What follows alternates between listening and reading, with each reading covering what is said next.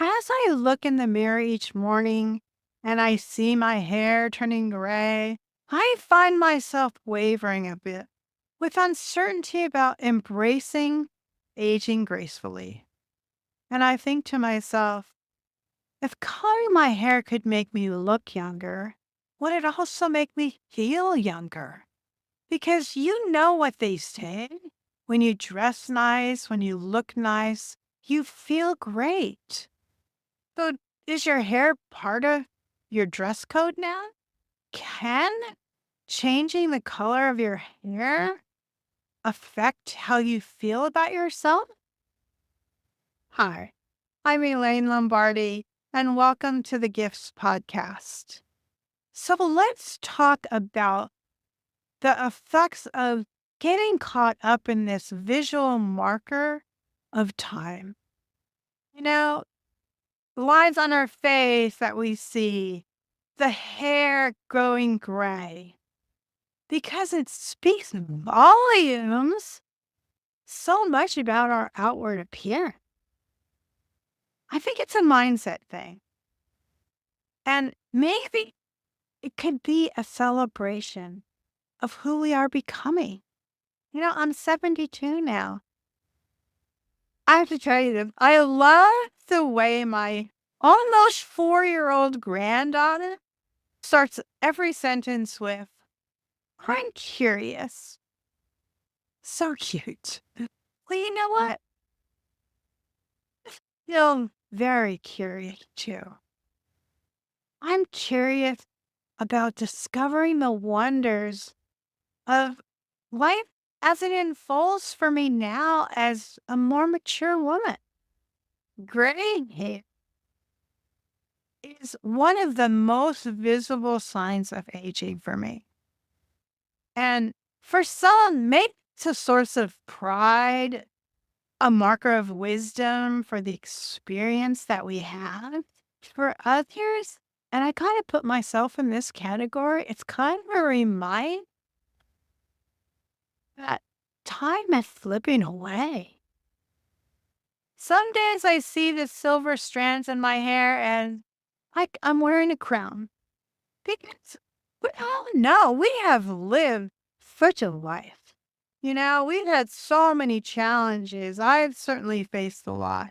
We have so many lessons that we've learned that we can share now. And all the love that we've given and also received. And so each gray hair really does tell a story. And it's a beautiful thing. I know that. And now things are kind of taking a bit of a And I ask you something. I never noticed how a princess's crown is silver, but a queen's crown is gold. I guess you could say that we've kind of earned our Olympic gold medal. Uh, Why we all walking around with blonde hair? When I was in my 40s, I used to weave my hair. Back then, I used to call it weaving. I don't know if they still do or not, but I used to put blonde highlights in my hair, and I could pull off that look pretty well. It goes very well with my coloring.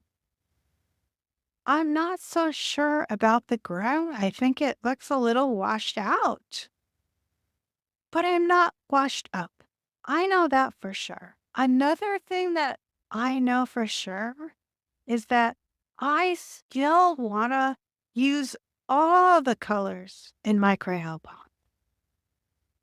And that's something that I can do no matter what color my hair is. And staying curious is about embracing new ideas. It's finding joy in learning all the time. And I think that's what keeps us youthful. Not the creams that we put on our face or the color of our hair. That kind of beauty comes from within. Because the magic formula, it's in the sparkle of our eyes when we share something that we're passionate about. And it's about the calm and the wisdom that we share with others. But perhaps the most profound part of aging gracefully is the confidence that comes with it. There is a freedom in no longer needing to prove yourself to the world. It's about standing tall in who you are because you know your worth. And it isn't tied to how young you look. It has more to do with how deeply you've lived. We're starting to catch on here a little bit more. And that makes sense.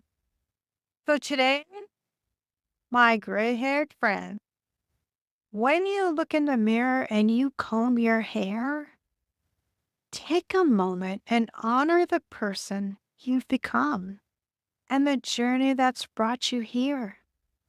Aging gracefully doesn't have to be about defying time. It could be about gratitude for every silver strand and every moment that has shaped the person you are today. I'm very grateful that I'm as active as I am at my age and still as curious as I've ever been. I feel very blessed and tend not to be a drama queen.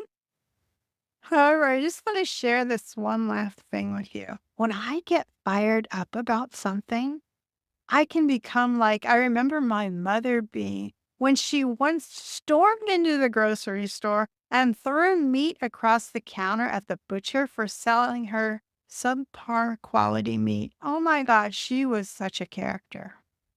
And you better believe it. She's taught me tips about standing up for myself, and I'm pretty darn good at it too.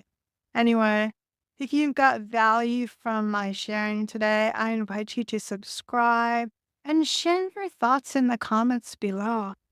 Your voice matters. And I'd like to invite you to share your insights about today's topic. Until next time, stay curious, and I'll see you in the next video.